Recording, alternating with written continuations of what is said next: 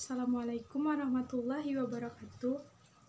Saya Giska Yulia Andani, NIM 19042060, akan mempresentasikan tentang pengembangan sumber daya manusia. Yang pertama yaitu mengenai pengertian pengembangan sumber daya manusia. Pengembangan sumber daya manusia adalah kerangka kerja untuk membantu karyawan mengembangkan keterampilan, pengetahuan, dan kemampuan pribadi dan juga organisasi. Pengembangan sumber daya manusia mencakup peluang seperti pelatihan karyawan, pengembangan karir karyawan, manajemen dan pengembangan kinerja, pembinaan, pendampingan, perencanaan suksesi, identifikasi karyawan utama, dan pengembangan organisasi.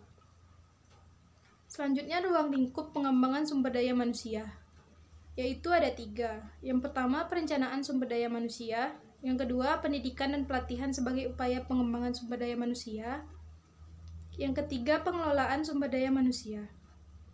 Selanjutnya, tujuan pengembangan sumber daya manusia. Yang pertama, meningkatkan kemampuan masing-masing individu. Yang kedua, meningkatkan kemampuan individu dalam hal mencakup tugas dan tanggung jawab. Yang ketiga, meningkatkan kemampuan masing-masing individu di masa mendatang. Yang keempat, meningkatkan kekompakan dan kerjasama tim. Yang kelima, meningkatkan kesehatan organisasi dan kemampuan memperbarui diri. Yang keenam, meningkatkan kolaborasi antar unit organisasi yang berbeda.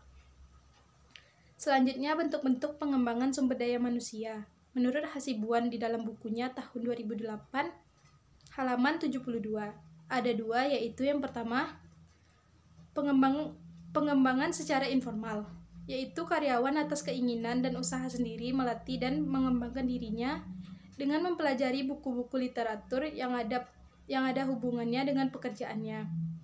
Yang kedua yaitu pengembangan secara formal, yaitu karyawan ditugaskan perusahaan untuk mengikuti pendidikan atau latihan, baik yang dilakukan perusahaan maupun yang dilaksanakan oleh lembaga-lembaga pendidikan atau pelatihan.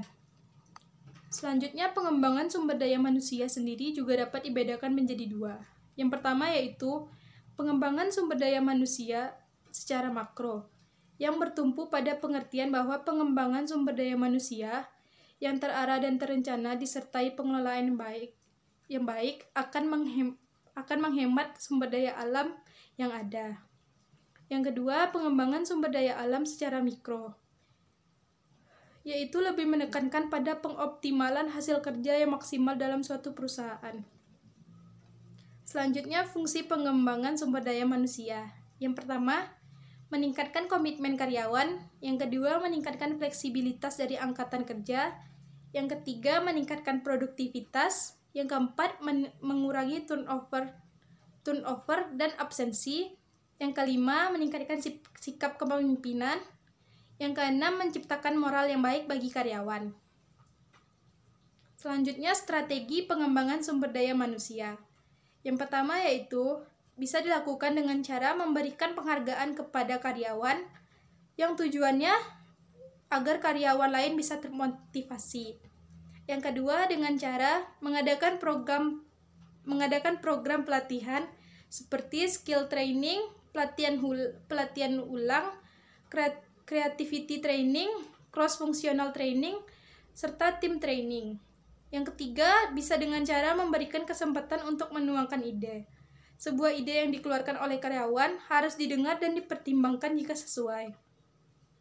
Di dalam sebuah organisasi, sumber daya manusia merupakan hal yang sangat penting dan menjadi aspek yang harus diperhatikan, karena sumber daya manusia yang berkualitas mampu menunjang keberhasilan di dalam organisasi dan mampu menghasilkan produk-produk yang berkualitas. Sekian presentasi saya.